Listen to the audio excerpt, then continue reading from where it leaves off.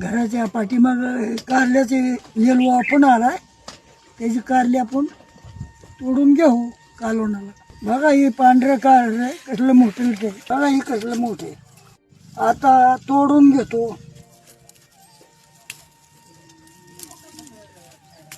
हे पिकलेली कारले इथे बी तयार होते, तर ही सारी कारली तोडून घेतो कालवणाला.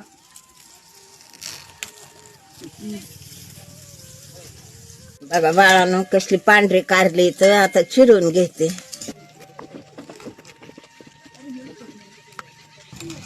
बाळानं असं चिरून घेते मी.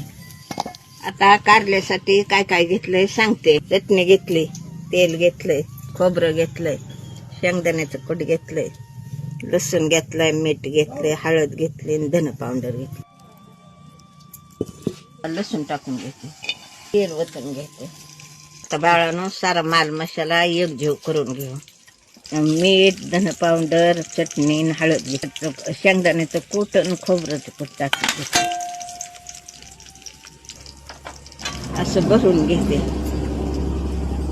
म्हणजे ह्याच्यात पोचत. आता बाळानं असं भरून घेते. आता टाकून घेते. आता हलवून आता थोडं पाणी वरती शिजण्यासाठी.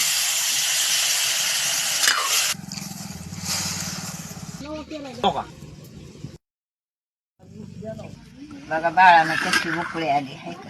बाळानं आपलं कारलं तयार झालंय. आजी माय बोलवती या खायला. बघा कशी तरी आली पांढऱ्या कारल्याची.